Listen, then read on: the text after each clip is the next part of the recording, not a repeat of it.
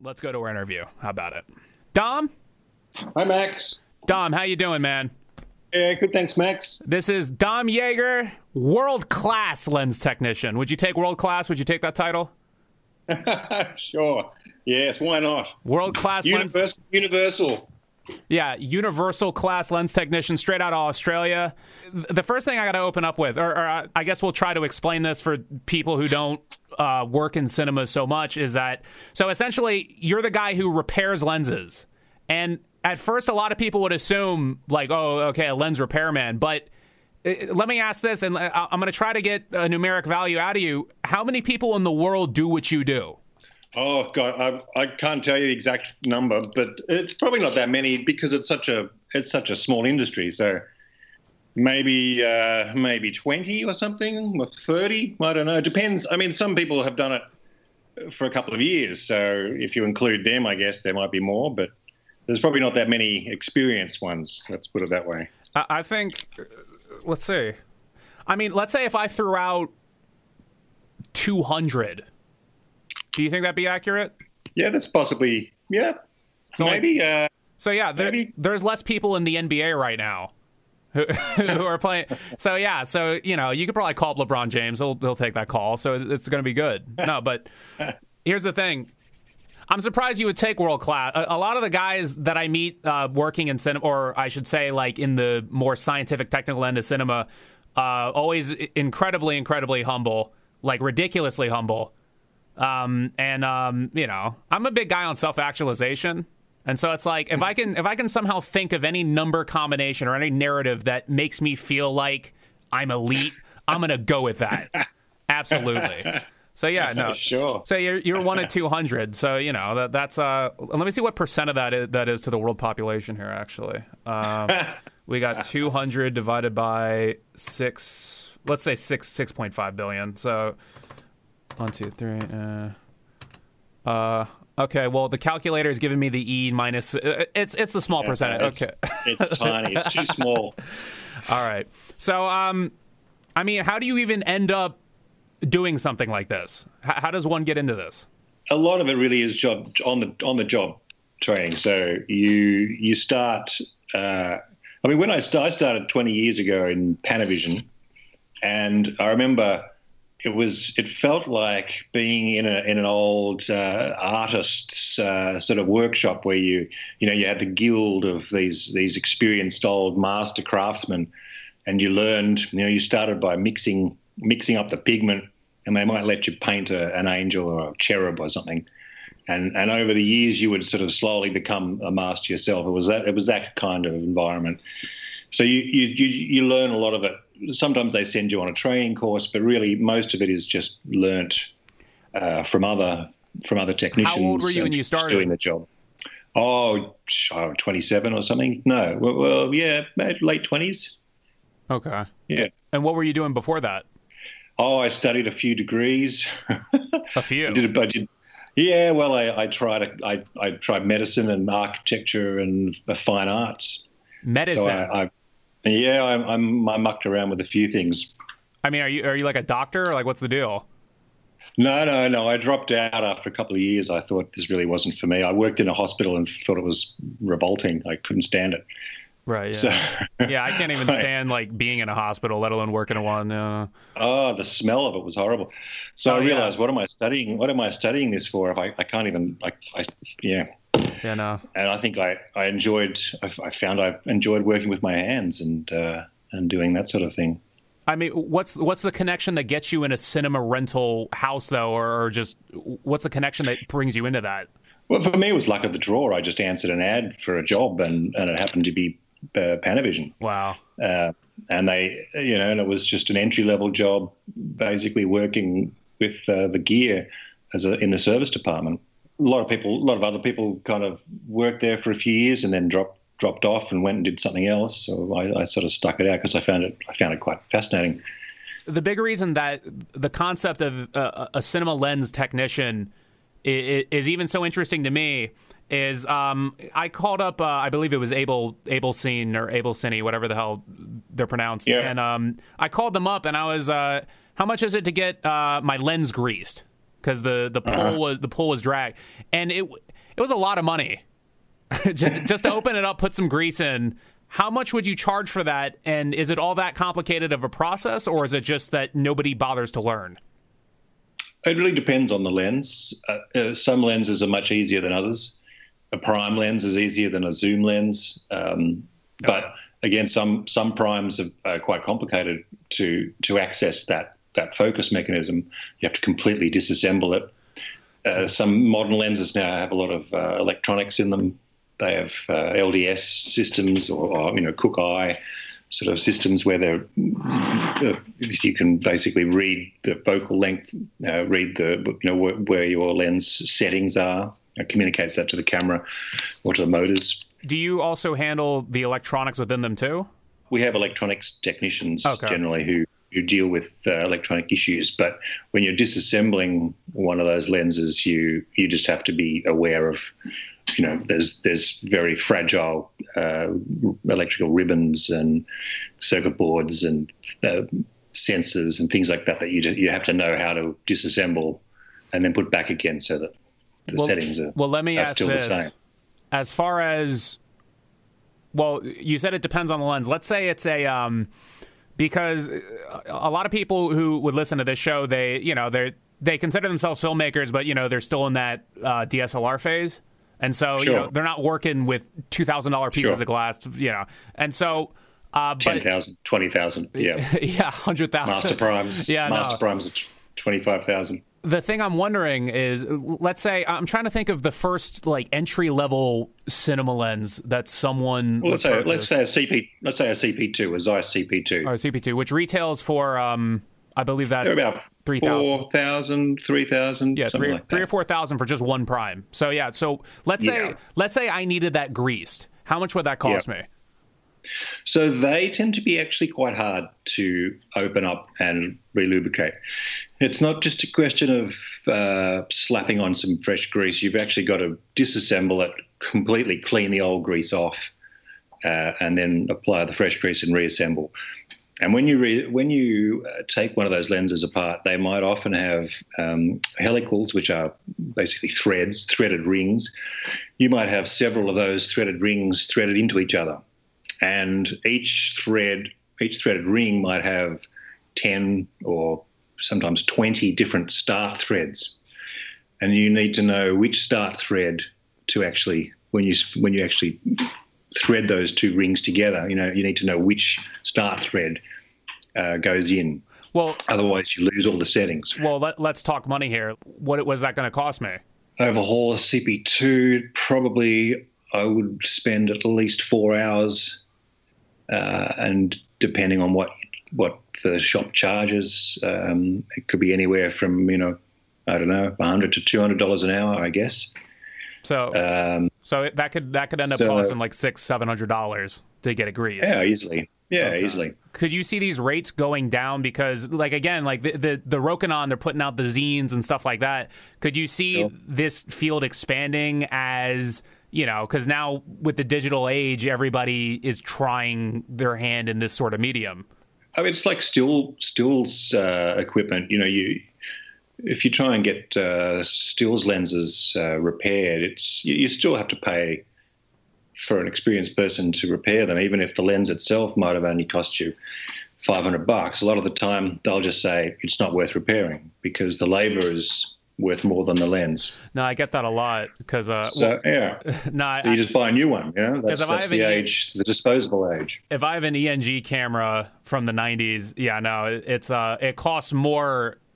And I actually ended up doing this because a lot of times people will tell you, "Oh, just buy a new one," but all the other ones on eBay, those aren't working either. So you have to pay the more than the value of the camera to get it working again.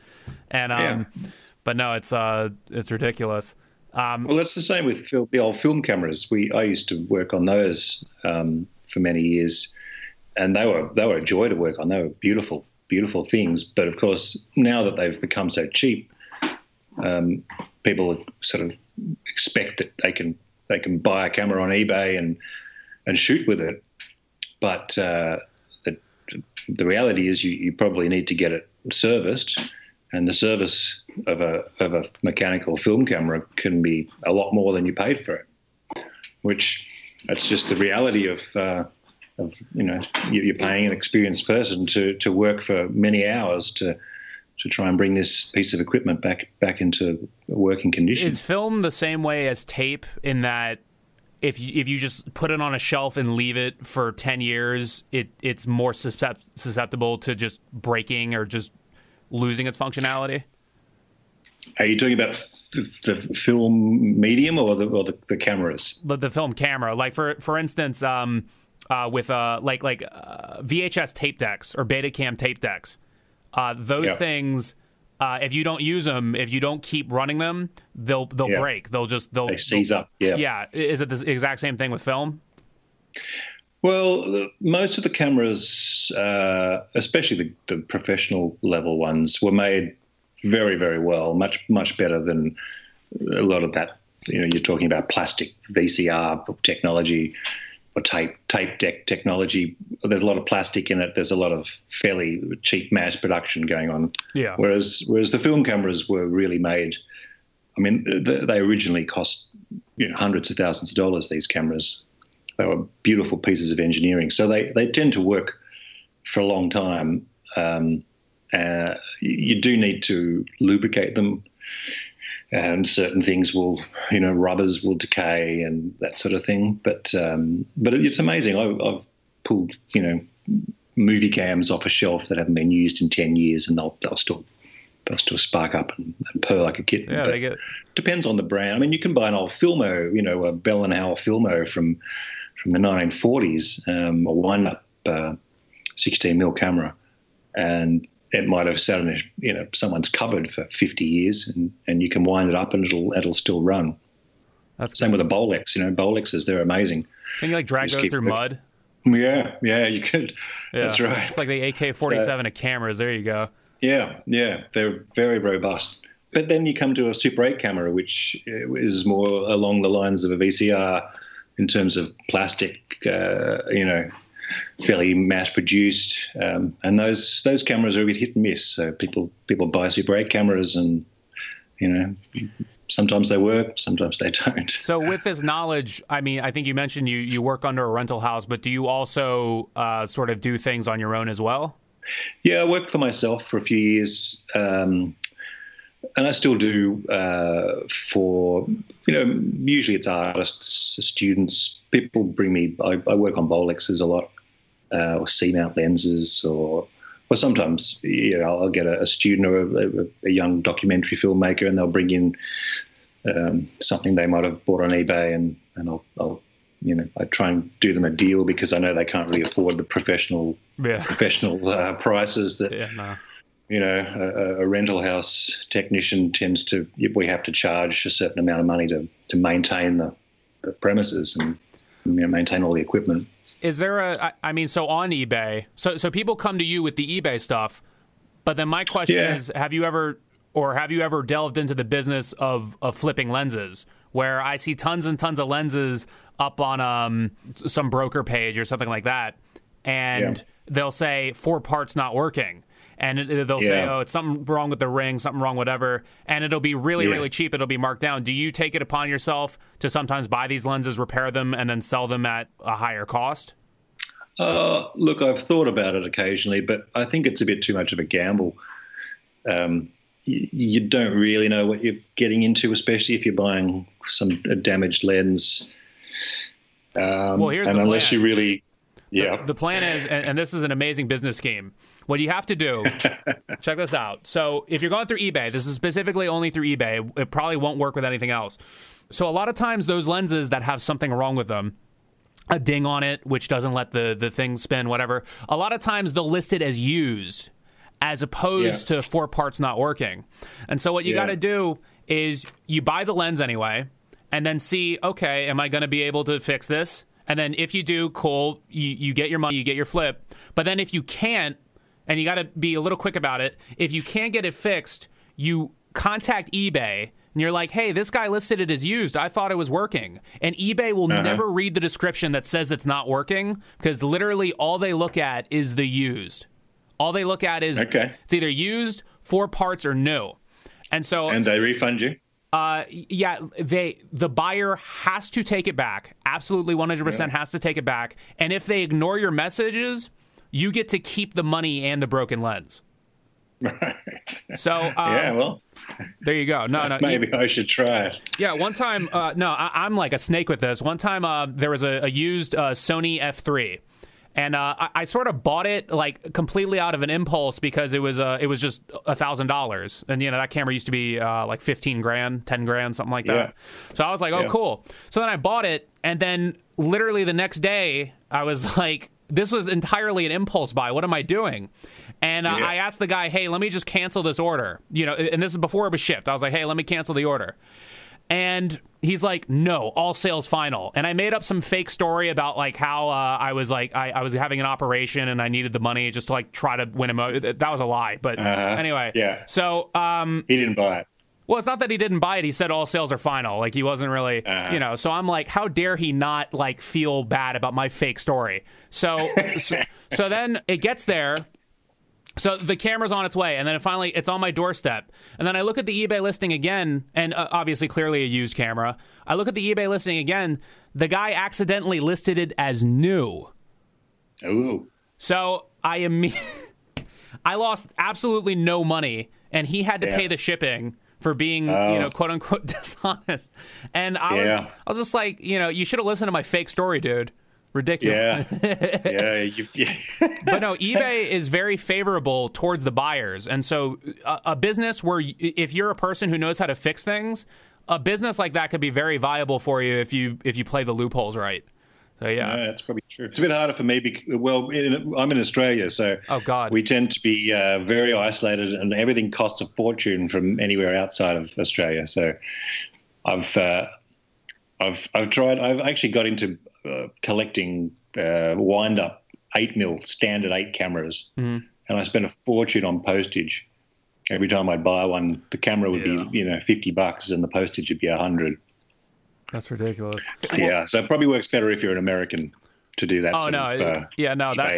That's like scam sales. Oh, it's not a scam. It's eBay. eBay is It's perfectly legal. Yeah, it's perfectly legal within the. One time, someone tried doing that with me, but the thing is that a lot of people aren't proactive enough to fight it, and so they'll just like one time, someone I sold a Neumann. I don't know if you work on like audio, but I sold a Neumann TLM 103.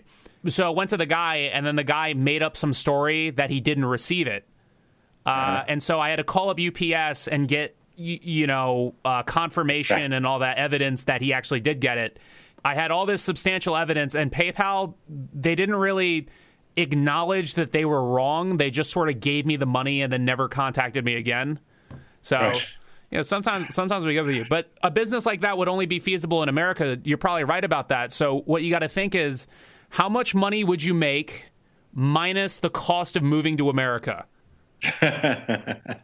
Yes.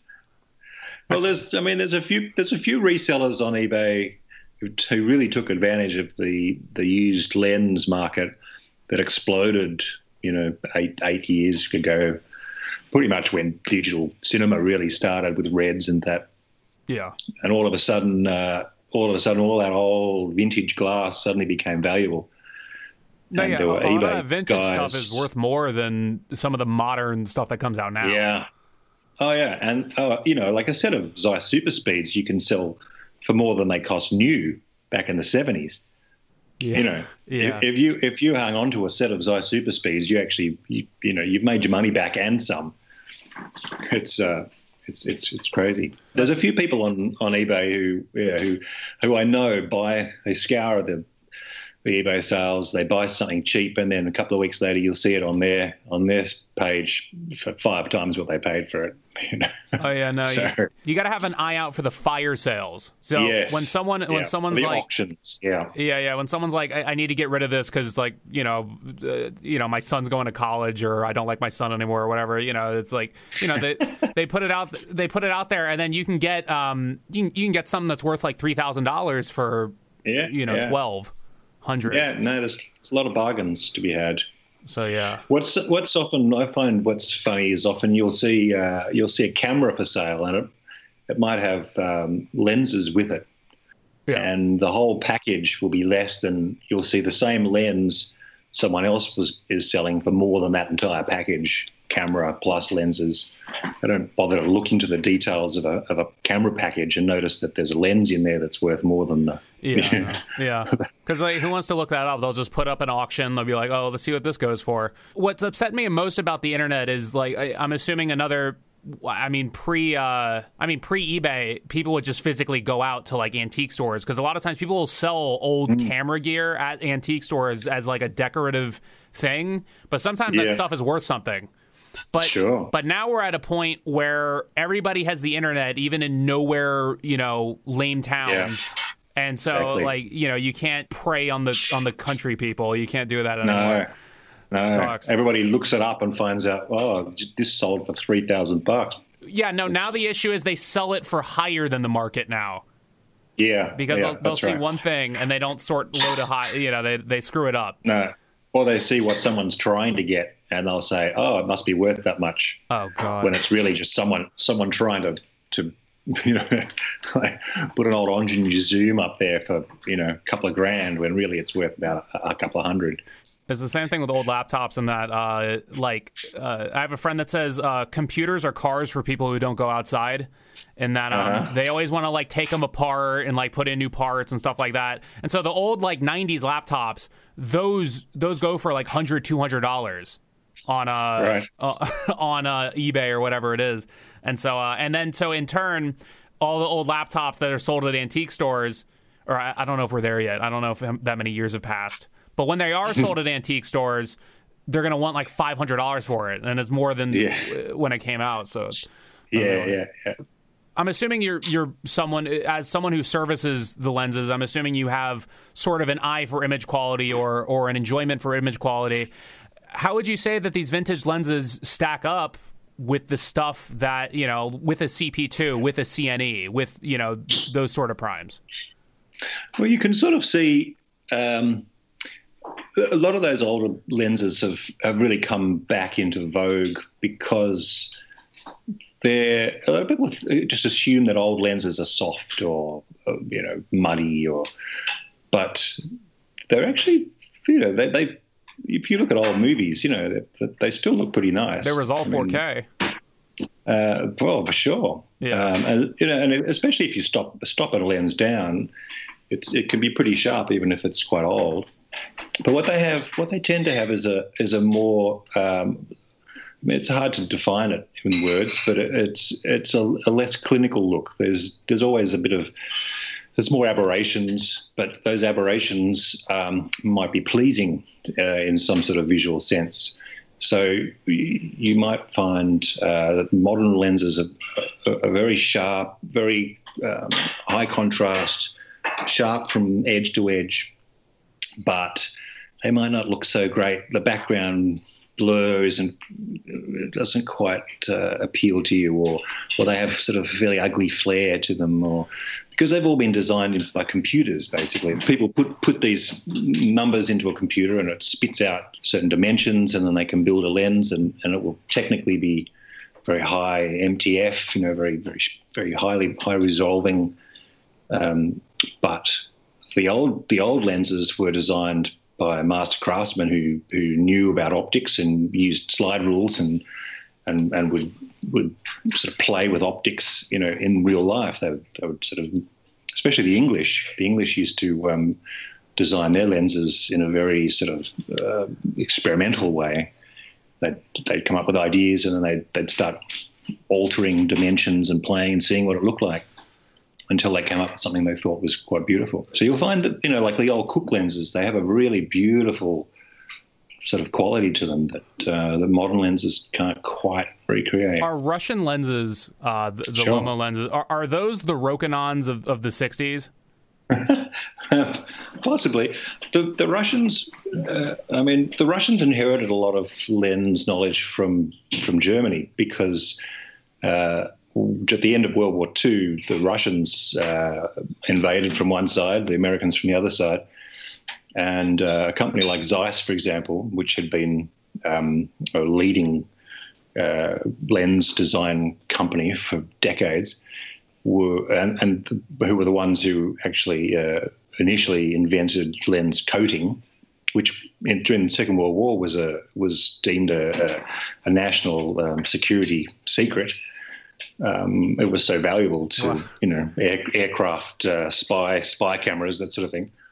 So when the Americans and the Russians sort of invaded, one of the first places they went was these sort of technological firms.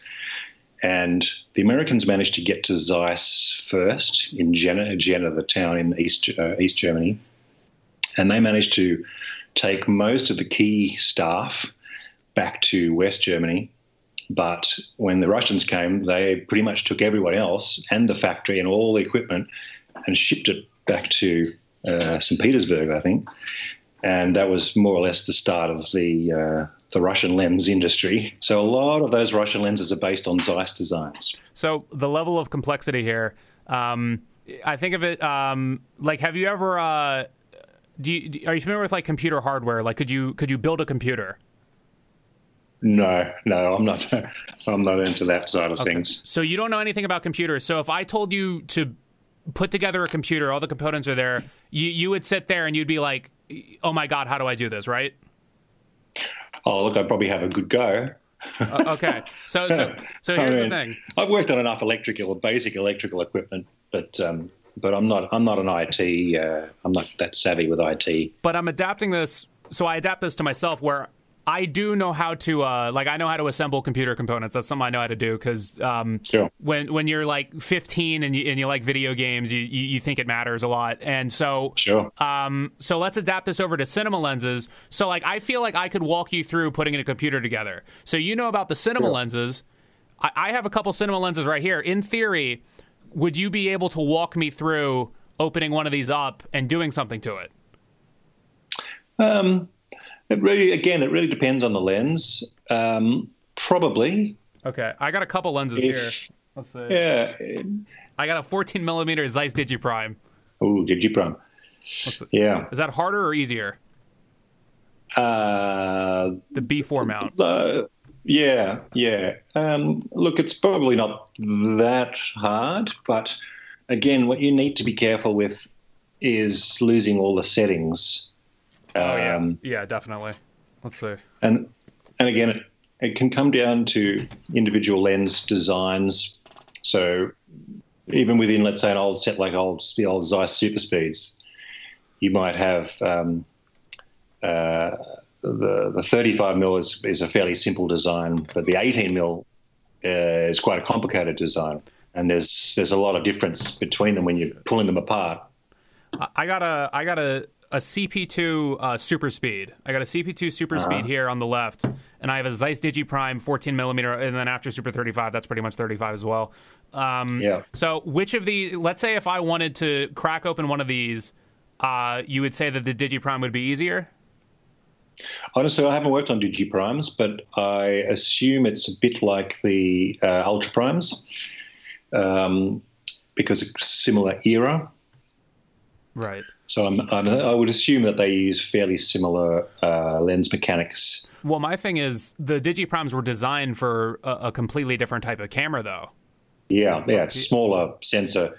Would you say largely, aside from the part on the back, would you say that largely all the construction and things like that would be the same? Oh, I'd imagine so. Zeiss, they stick to sort of design principles. Let's see. So, I'm looking for my screwdriver here. One sec. Oh no! Well, wait, no, these are those are pills. What do we got?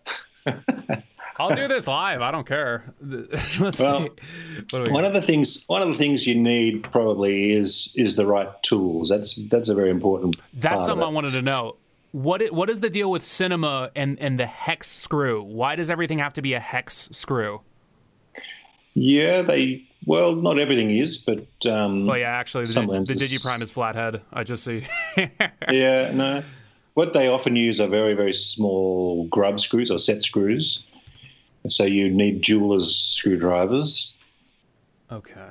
They tend to hold on lock ring, focus rings and things like that. But you also often need a lens wrench. which is something with two prongs that you can sort of open to different what's a lens wrench cost? Diameters. Look, a good one costs several $100, but you can probably buy one from Alibaba or one of those Chinese eBay sites for 10. Alibaba just surpassed Amazon. Whether they break the first time you use it, or I mean, part of the thing with opening lenses is you don't want to damage them. Yeah, no kidding. Sometimes they're they're quite securely locked, because they don't want to. They can vibrate free. It can vibrate loose when you transport them, and you don't want that happening. So they often get sealed. All the screws are sealed. The lock rings are sealed. Jeez. So you might need to use a bit of acetone to loosen that lacquer. You might need a lens wrench if it has little slots for a lens wrench to sort of undo a ring. But if you don't have that, then I have probably about 20 different sized rubber rings, or they're sort of like cylinders with a rubber O-ring on the end, which I use to use friction to undo a ring. What's screwed up is I was told that Zeiss DT primes have the same level of optics as an Ultra Prime. And so, in a Zeiss Ultra Prime, when it covers a whole film plane, that's about $10,000 a piece for a lens. Yeah. And so, going off of your rates that you mentioned before, because the pull on this it's a little like it's not ideal. It's not something that I like. But it would probably cost, but just to get it greased would cost more than what the lens is worth at this point. Yeah. These are only these are $800, like $800 or $900 a piece now. That's it. Yeah. That's crazy. Let's see. Yeah, well, the B4. I mean, it's for those three chip CCD camera. Yeah. Which people don't really use much anymore, and you have to use a special adapter that has glass in it that corrects, because the lens itself has been made to go through a prism, so it's slightly altered the design. Last thing I want to sort of get to the bottom of, let's just say a CP2, which is considered an entry level cinema lens. It's only like, $4,000 a piece. The average person who still shoots on, like, let's say still lenses, they hear $4,000 for just one prime, not a whole zoom range, just one prime. Yeah. They find that ridiculous. And obviously the law of supply and demand, so not a lot of people even know CP2s exist. People in photography, they don't know CP2s exist. Is the engineering, because $4,000, that's more than a used car, like a functional used car, not like and so my question is the engineering of these lenses really, really or not the engineering, I don't want to put a price on someone's labor, but the materials. Are the materials in these lenses, like, what would you say the materials themselves are actually worth as someone who has gone through these lenses? Well, it's certainly a big step up from the plastic you'll find in stills lenses. Yeah. I mean, anyone who, if you're a filmmaker and you've tried to use still photography lenses to do a repeatable focus pull, or any number of shots in, let's say, narrative cinema, particularly, you'll very quickly realize the shortcomings of a stills lens. No, absolutely. And then when you get something like a CP2 and you realize that it has this very smooth, expanded focus scale, the lens feels solid. It's not shifting around as you pull focus on it. You're not getting all sorts of weird image shifts and little clicking kind of where the whole picture shifts to one side. You're not getting any of that stuff. Dom, I need a numeric value. It takes. I need a numeric value. Look, what is it? I think for the amount, for the price that they sell them, it's remarkable, to be honest. There's a lot of work goes into the mechanics of those things and the assembly of them. I mean, but the people who assemble them, it takes a lot more effort to assemble one of those lenses properly. But what I'm trying to assess is what the dollar value on that labor, which is why I ask the material price. So then, Yeah. Well, I mean, the materials are it's mainly aluminium. The glass is the same as you'll find in, let's say, a ZF lens, which is maybe a quarter of the price. Yeah. But yeah, so you're paying, but it's not just the material, the aluminium or the stainless steel PL mount, but it's all the machining and the design that's gone into it, and the fact that it'll remain in that state for quite a while. It's not going to wear. They're very sturdy.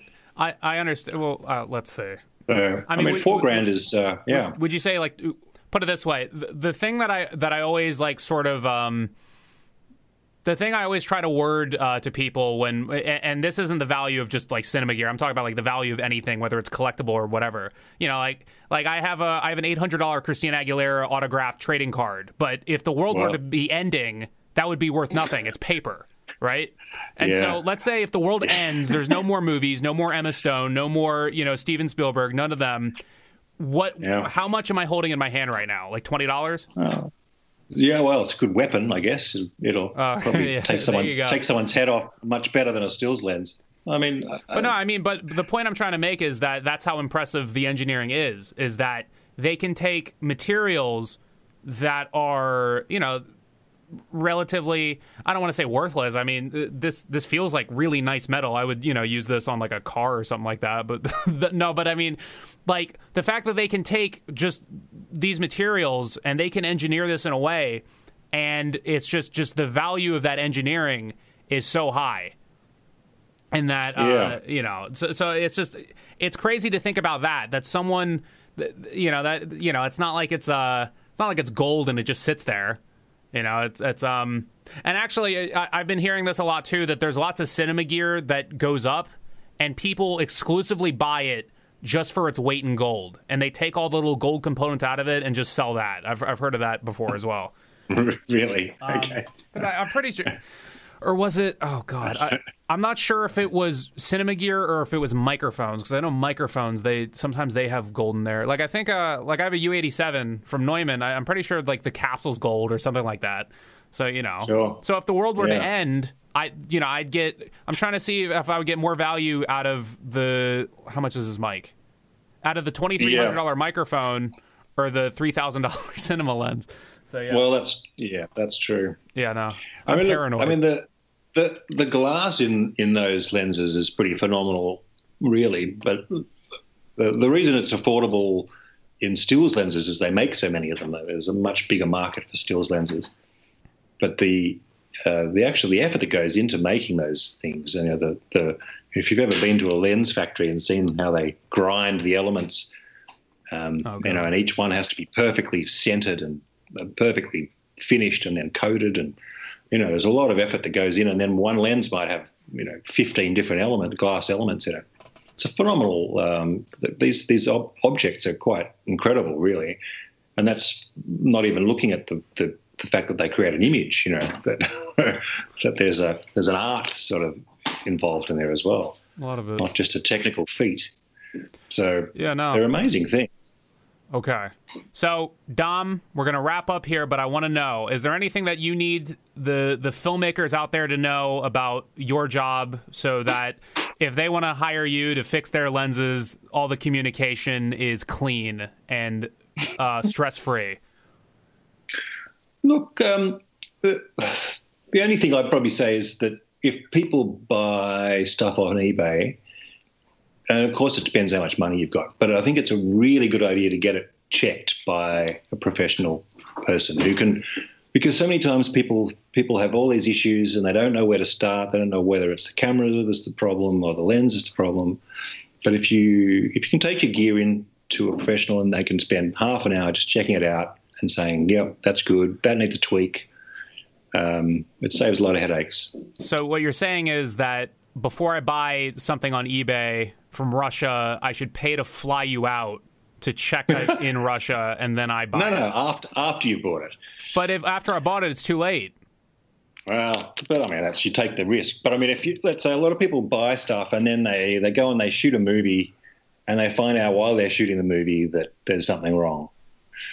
Oh yeah, no, I've dealt with that. I've had I was on a shoot. I was shooting on F900. Those cameras no one shoots on anymore. And my green channel, the green chip, the 3CCD, one of the three. So the green channel went out. The image was purple. I was working with 66% of an imager. And so, that was, or I had to hit it. It was like in the movies where people hit things and they magically work. I had to do that. So that was easily the hardest shoot of my life. And then I threw the camera away. But yes, lesson learned. Yeah, no. Yeah. Or I don't know if it was even I don't know. I had no idea. Anyway, I didn't learn it. I'm a moron if you couldn't tell, but it's anyway. Dom, I thank you for your time. I thank you for your knowledge, and I thank you for your willingness to share your knowledge with the world. You're welcome, Max. All right, Dom, we'll take it easy. We'll see you later on. All right, bye. Bye. So, Jordan, that was Dom. Yeah, Dom. Dom. Gosh, Dom it. Dom, everybody. Dom, everybody.